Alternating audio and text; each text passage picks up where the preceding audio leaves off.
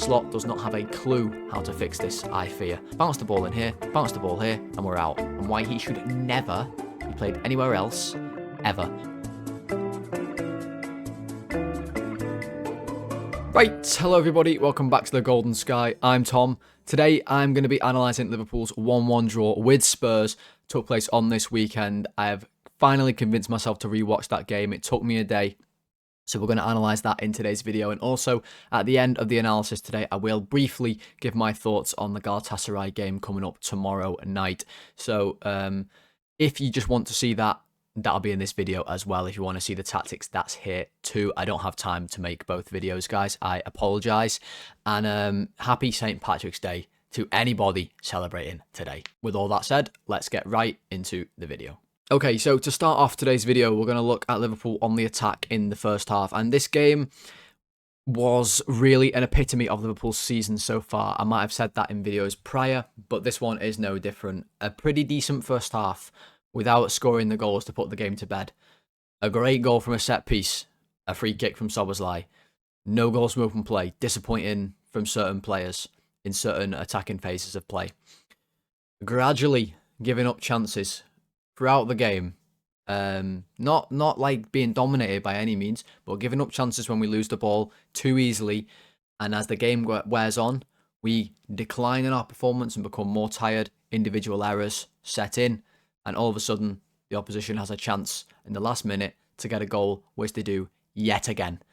It followed the pattern of Liverpool's games this season. That's what we've seen week after week after week, and I am frankly exhausted of it and exhausted of talking about it. But in this video, we're going to start off with some good bits from the first half. So one good bit, and maybe the positive from the game on the weekend, if there was any at all, definitely would be Rio Ungamoa. He was excellent in this game. We're going to touch on something he does here, which is a tactical thing that Rio does bring to the team when he plays that no one else brings for Liverpool at the minute. And he did this in pre-season a lot, and I called out in the pre-season videos. Obviously, we haven't seen that. This is his first start in the Prem. So, what you'll see here is Rio's going to get this ball. He's right on the touchline. He's got players around him. You know, there's not really much of an attack going here. We're just trying to keep the ball. But Rio is able to drive at players, and his dribbling is good. You can't take the ball away from his feet. He's got really close control, and what he likes to do is drive players right to the byline. So you see him do this here. He did this in pre-season. You'll remember me saying, if you watch my pre-season videos, he runs players down. He might not always go past somebody every time, because it's hard to do that. But he'll run and run and run at you, and he'll commit you right up to the byline. You see Pedro Porro here is committed right to the byline. And what does that mean from a tactical point of view? Why am I even bothering to point this out? Nothing comes of this really from Liverpool. But why do I even bother to say this and highlight this? The reason being is, if you're playing a team that has a low block, like Spurs did here, like a lot of teams have done at Anfield, one good way to break that down is to force them back as far as they can go. Yes, teams want to sit on the edge of their box with the defence, maybe even a little bit deeper, maybe on the penalty spot with the defence, right? But if you can force them to face their own goal a little bit, like Danso, like Spence, like Dragusin here, you know, you can force a team to run back and then move the ball back away. The other team is stuck too deep, even for the low block. You force them back, you might get around them. You know, you can do what Rio does here and play the ball back. There's lots of options that this gives you. It forces a team into their own territory and it lets you gain territory. And that's a key thing from a tactical point of view that a winger can do against a low block. Given the fact that Salah and Gakpo can't do this, we don't see any penetration around the outside. A team is so comfy defending. They never get forced backwards. They never get put out of position. They're never made to face their own goal. Rio unlocks this instantly. Plays the ball back to Robbo. And you see now when Robbo's going to cross this ball, he's able to cross from a much more dangerous position. He's so much further forward. If you imagine Rio hadn't made this run and forced Spurs to run this way back towards their own goal, the defensive line for Spurs would probably be about here, and Robbo will be crossing from somewhere around here, and it's just not as dangerous. Getting players right into the box, look, right in the penalty area, around the penalty spot. We've got players in there. They can win headers, and this ball comes in from Robbo. Jed Spence is the one who gets on it, and maybe if Isak or Ekitike were on the pitch, they might sniff out this chance. Maybe we get a bit of luck on another day if Gakpo's not the one up front. Jed Spence makes a bit of a meal of it. Spurs get away with it. It's just good play from Rio, and it's something that I wanted to point out, that he does add to the team that maybe others might not notice. It's not all the flashy stuff with him going past players, which he did a brilliant job of in this game. It's something a little bit more discreet maybe in his play. And more good stuff from us, to be honest, in this first half. When we win the ball back here, Gravenberch is on it, and we managed to launch a bit of a counter-attack. So what we're going to see here is he plays Wirtz in, and this is the first example in this game of how wasteful we are from open play. How, like, whatever the opposite of ruthless is, maybe toothless is maybe the opposite. That's what we are. We are so poor at taking advantage of counter-attacks. Transitions in general, we are so bad on, both offensively and defensively. That's been the case all season long, and I think that's because our players are not that fit, and I think that's shown in the stats that we get outran every game. 9k, I think it was in this game. 9k Spurs outran us in this game, so this happens every week. We don't outrun any teams anymore, and I think that's a massive problem in our transitions, and I think that is fully manager driven. By the way, the training sessions are not clearly getting these players up for fitness, and that, for me, is a real no-no with Arne Slot. But I digress. Wirtz is the one on the ball here. He's going to use it well. He finds Cody Gakpo. And this is a good situation for Liverpool here. You've got Gakpo. You know, he's one-on-one with Porro, who's a fullback, not maybe an amazing defender. Can he take him down the line, maybe get a shot across goal? Can he cut inside? His favourite thing to do, you know, have a shot, maybe wait for Frimpong, who's coming into this area. Can he find him? Maybe Rio can come on the overlap if he wants to delay. There's lots of options. Gakpo can do lots of things here. But instead, he rushes the shot, snatches at it, hits it off balance with his left foot, and it goes about here. It goes nowhere even close to the goal. It's pathetic and a waste of an opportunity from Liverpool. Gakpo up front is not something I ever want to see in my life ever again. We move on. Now things are going to get bad for the first time in the game. Things are going to get bad, and it's alarming how easy we are to make chances against and create opportunities when the game is seemingly completely in our control. And this has come since the first game of the season. We were 2-0 up against Bournemouth in that game. Everything was cruising. We had total control. Szoboszlai had the ball in the midfield, and they scored. And at the time, everyone said, you know, early season rust, Gravenberch not playing, we still went on to win the game, no problem. It's not fixed itself. It's the same all season. Slot does not have a clue how to fix this, I fear. We are so easy to get at, and this is an example why. Here's Gomez, who was really poor in this game, especially on a rewatch, really poor, dominated by Solanke, I must say, in this one. Solanke, free header, no one anywhere near him. Gomez is 5 yards off.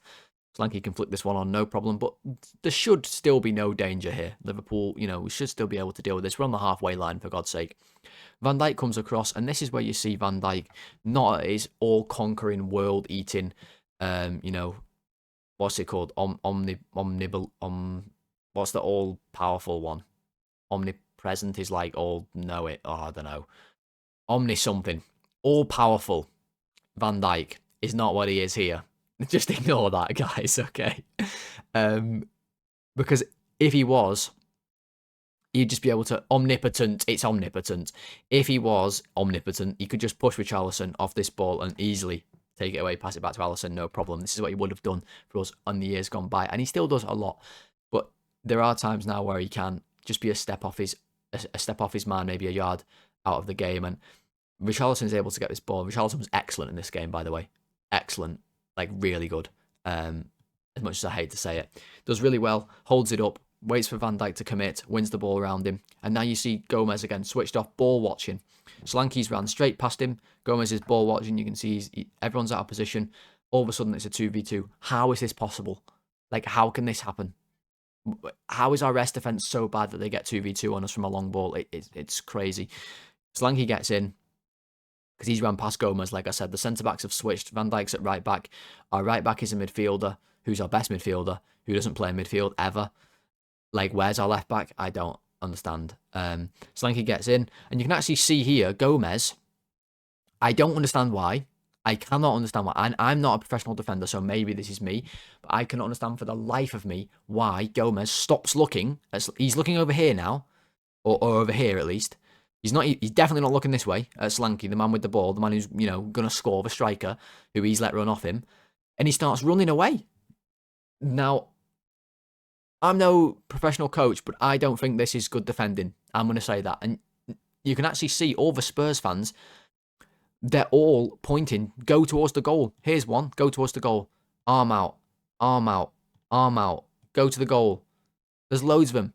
Loads of them are doing it. Go to the goal, go to the goal. because Gomez just runs away. It's absolutely insane defending. It's insane. So what does Slanky do? He runs to the goal. You can see them all. They're all still doing it. Every single one of them point towards the goal. We all want you to go this way. Slanky runs over. Gomez and Van Dijk finally come over, but at this point, it's quite dangerous now. The chance has gone from a half chance to, oh, we're in a bit of trouble, actually. Squares the ball, and if it isn't for Robbo just getting his toe to this one, Sousa scores. And that would have come from nothing. And we would have paid the price for it. Robbo saves the goal. Such poor defending, so easy to get at. And then, once we win the ball, I wanted to leave this photo in, and the next passage of play. So once Robbo makes that block, it forced Szoboszlai. Just look at this. This is unacceptable. And this is where, for me, the players are nowhere near good enough at the minute. But I also don't think they have any idea what they're supposed to be doing. I don't think they have any idea of patterns of play, positional sense, rhythm. I don't think they have any fight at the minute. I genuinely think they are confused. It's just not good because Szoboszlai has this ball and he has no pass.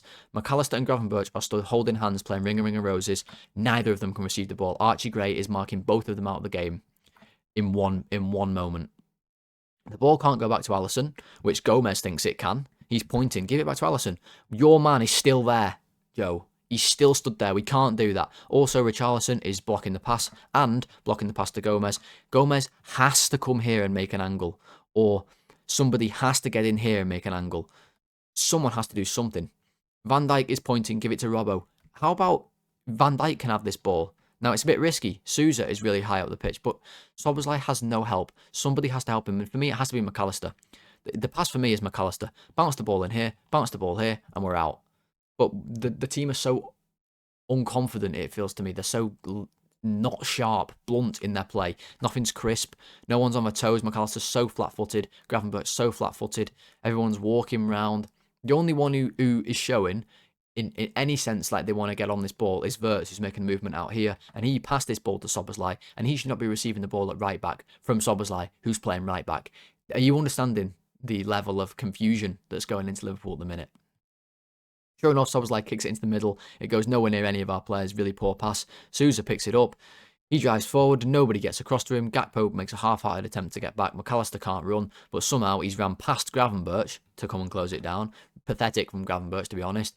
Sousa hits a shot from 30 yards out. It's a good shot, by the way. Alisson makes a good save. This is the type of thing that if it went in, Arne Slot would say, this isn't a chance. It is. It is a chance. Let me make that clear. This is so poor from us. Okay, we move it on. What you're going to see in these next few clips is Liverpool's few examples of high press causing good moments in the game. And that's why we don't do it enough. We can't. Seemingly we can't sustain it because we aren't fit. That's the problem I think I've come around to over the course of this season, is that we actually just simply might not be fit enough.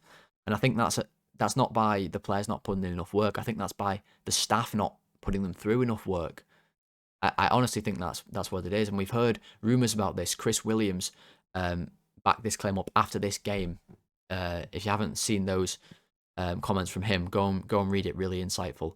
Danso on the ball. Liverpool really high at the pitch. Rio high, Gakpo high. Wirtz cutting off passes to the goalkeeper. Gravenberch not the best position, but doing enough. Danso has to get the ball long. Van Dijk, really aggressive, does this brilliantly. Wins the ball over Richarlison. This is how you win a header. Joe Gomez. Anyway, Van Dijk knocks the ball into the middle. Gravenberch, excellent on the half turn, as we know. This has not been something that's lost from his game. No matter how poorly he plays or how poorly we play, excellent on the half turn, takes the ball into the space. When he can carry the ball, he's dangerous. From here, though, again, we see wasteful in the final third. Has a shot, great chance to get a shot on target, blazes it over the bar. Good play from us, really, but again, lacking that end product in open play. We move it on. More good play from us. Again, high pressing. Up the pitch, Gravenberch aggressive on Richarlison, wins the ball, good tackle, and look at the chances it creates for us, the moments. McAllister can get onto the ball, skips past Sarr and finds a little bit of an opening. Cody Gakpo receives the ball. This is a good chance to have a shot on his right foot. He can strike the ball well, Gakpo, for all his deficiencies. He still strikes the ball well, strikes it beautifully here, hits the post. We're unlucky not to score in this one, but again, high press leads to good moments. We cannot do this the whole game. We barely do it for 5 minutes in a game. And it's painful because you see these good moments. The 2 clips I just showed you happen in a very short space of time. If we did this more, we'd probably have a lot more joy. Move it on.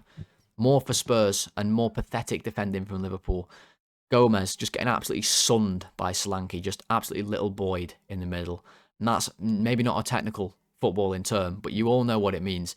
Just completely destroys him in the air. Gomez is like a little baby compared to Solanke here, who, let's face it, he's no Haaland. Right? This is no Solanke's good in the air, sure, he's a physical striker, but this is not Erling Haaland levels of physicality. You know, this is not Robert Lewandowski winning headers. This is Dominic Solanke. Like, let's be so real. And Gomez doesn't stand a chance. And that's why, for me, he's not good enough to play centre-back for Liverpool anymore. Right-back, every now and then, fine. Centre-back, every time he plays there, he's a disaster for me, to be honest. Solanke wins this header. Again, there shouldn't be much issue, but Gravenberch is ball watching. I don't know why Gomez is in here and Gravenberch isn't the one challenging for this header. Van Dijk's on his heels. The ball comes through to Richarlison.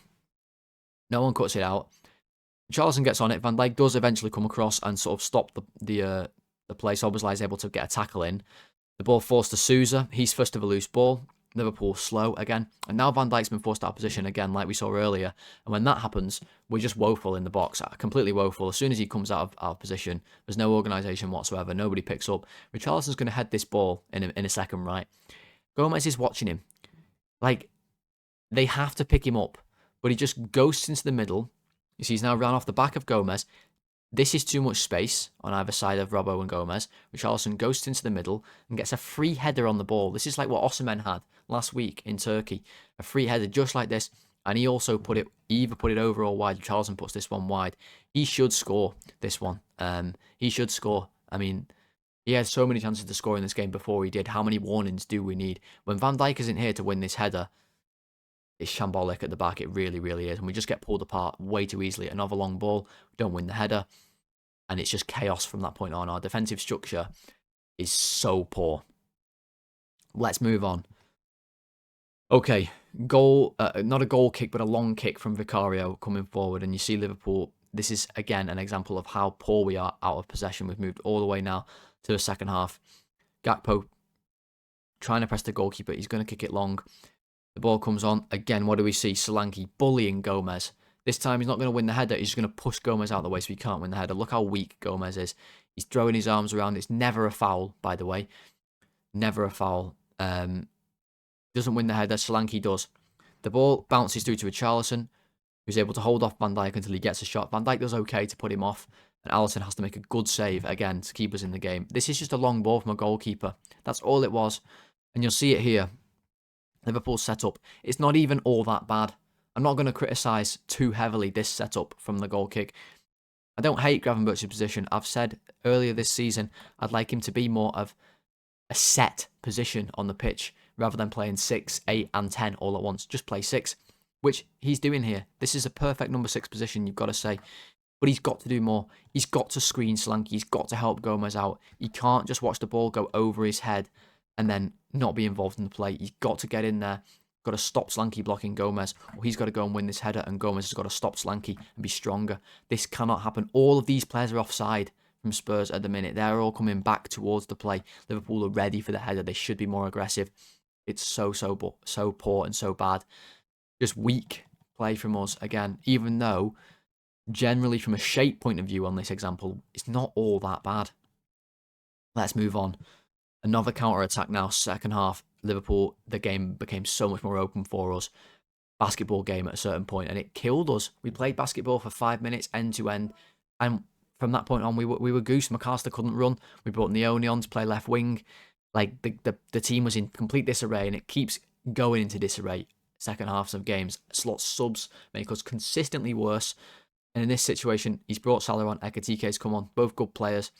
Gakpo's got a chance here to play either of them in, so he goes for Salah. For me, this pass has to come with the instep of his right foot, curl it on the floor into Salah's path, let him run onto it, let him have the ball on the ground, running one-on-one at Dragusin with Ekitike up there, occupying Danso. He goes, for some reason, with the outside of his boot in the air, a much, much harder pass. Dragusin is able to get his head on it. Now, Dragusin's crap, we all know that, so he heads the ball, he makes a right meal of it. And it ends up falling to Salah in this position. And we're unlucky, to be honest. It's a good save from Vicario that Salah couldn't hook this one in the goal. It would have been a goal on a counter-attack, a rarity for us this season. It was a rarity in this game we scored a goal within the first half an hour. Just so happened that's when we got our free kick for Szoboszlai. But for me, again, this is just us not being totally ruthless in front of goal, not taking our chances. Bad decisions from our players. We move on. Szoboszlai now, picking the ball up in the middle. This is just a coincidence. Gravenberch, as you can see, filling in at right back just under my head. Szoboszlai picks this ball up in the middle just as the game's transitioned. Our players become just all over the place. Like I said, Jones is playing 10 now because Wirtz has come off.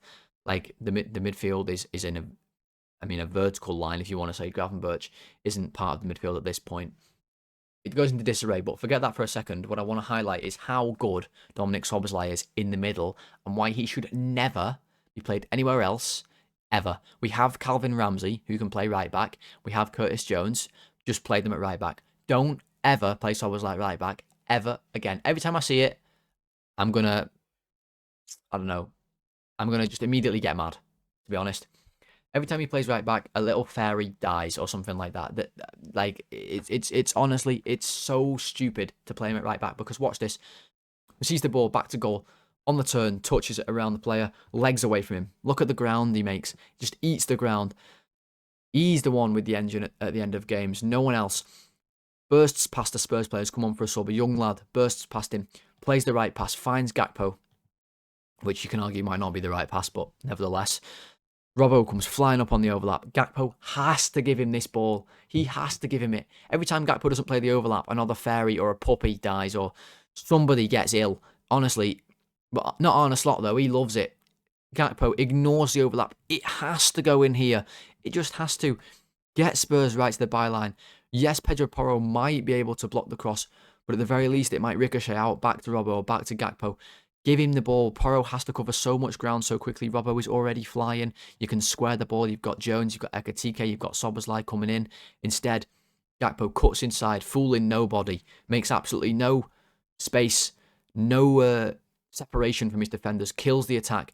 Mo Salah comes in off his wing. And when this ball goes to Salah now for a set shot, you know where it's going every time. It's going miles over the bar. His technique is so poor here.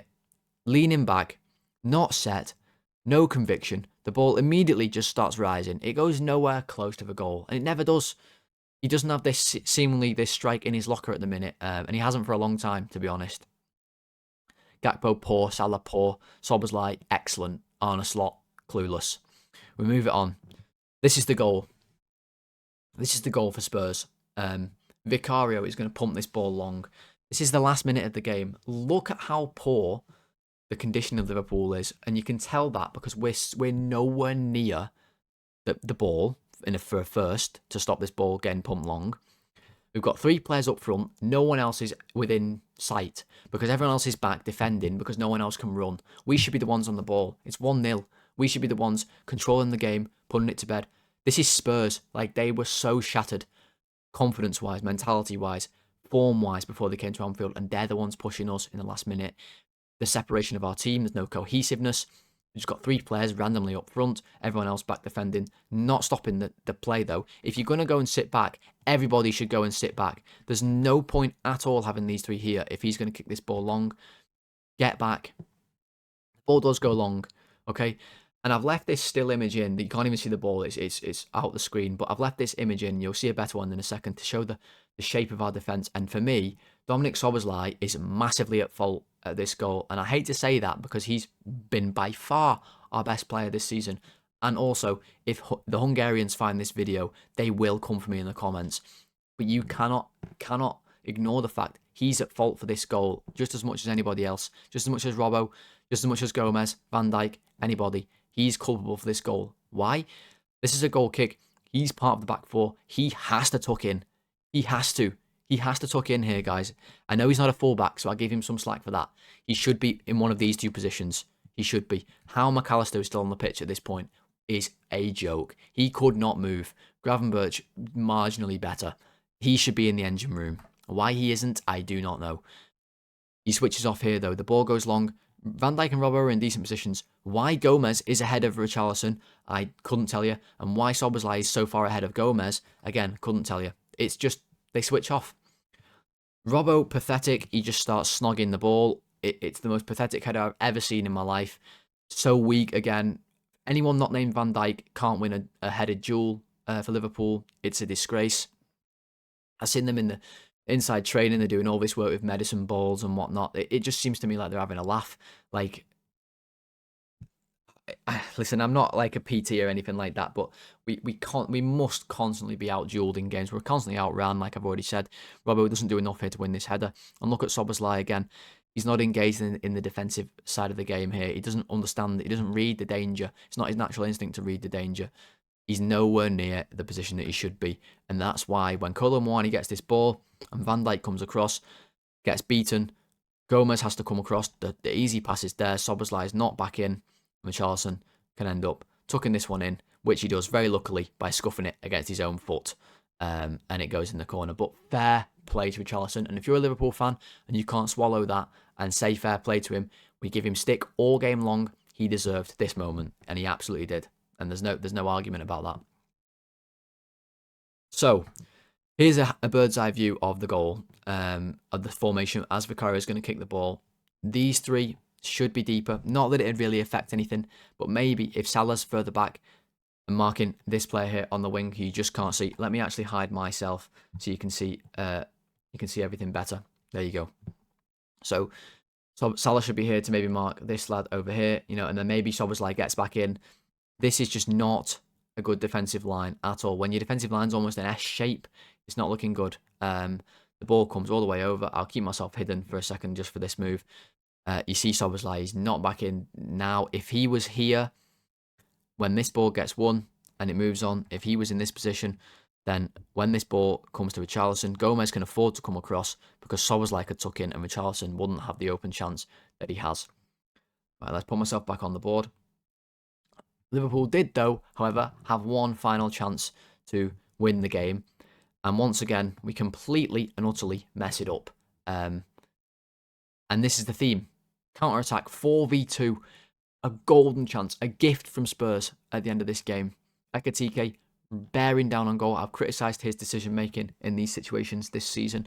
As good as he's been, he needs to improve this side of his game. For me, this pass has to go out here, whether the inside of his left foot or the outside of his right. Maybe he could take a little small touch and then bend it this way. It happens very quick. I appreciate that.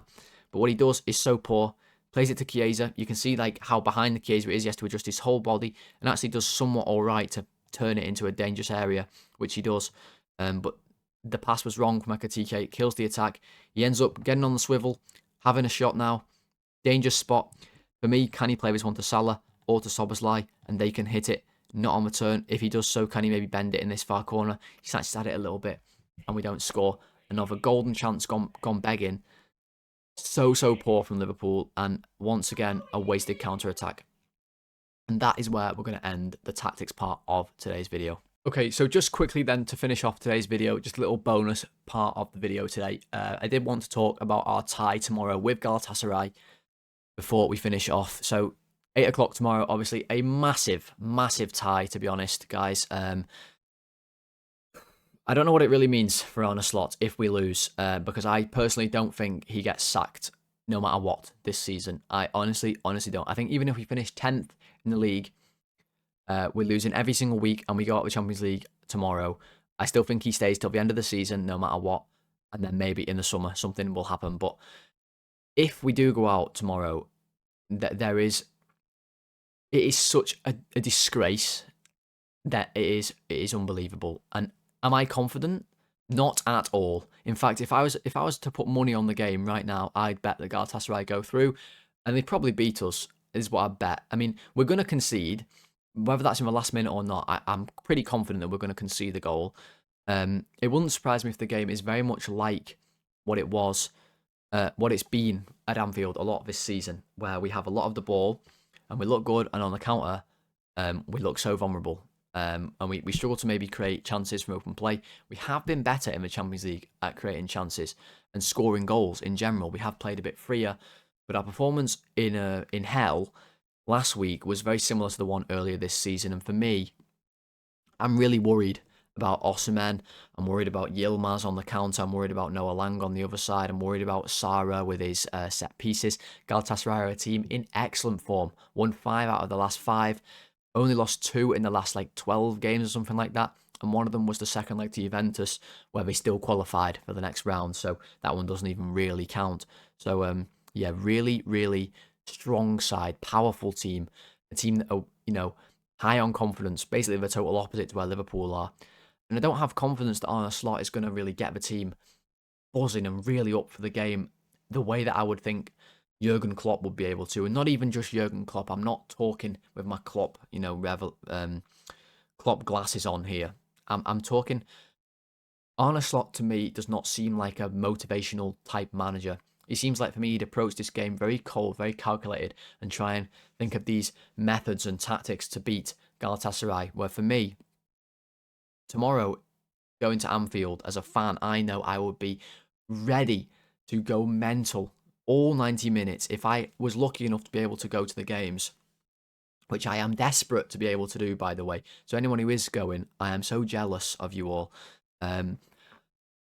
I would be ready to give everything, and so will everybody else at Anfield tomorrow. The atmosphere will be unbelievable. It doesn't take a lot of genius tactics to get the team ready to go out and play and give you a performance in that type of atmosphere. And for me, that's what you need to play on. That's what Jurgen Klopp did when we came back from 3-0 down against Barcelona. We're only 1-0 down against Galatasaray, but I fear we're going to concede. We're going to have to score at least 2 goals, which will only take us into extra time. And we've lost in extra time of the Champions League before. In fact, it was at this exact stage last season we went to extra time with PSG, went on to be winners. Galatasaray, a much worse team than PSG, as we know. But we are also a much, much, much worse team than we were last season at this stage in the Champions League. So I'm worried, to be honest, guys. I'm really worried. And I'm worried that if we go out, there really isn't all that much to look forward to for the rest of the season. There's no real hope, maybe, that things will still be okay this season. Maybe we can make a good run in the Champions League. I think I'd be lying if anyone said, especially myself, that I believe we have the capability to do anything in terms of damage to the Champions League. If we get through, I feel like it does just prolong the agony. But going out to Galatasaray is not acceptable.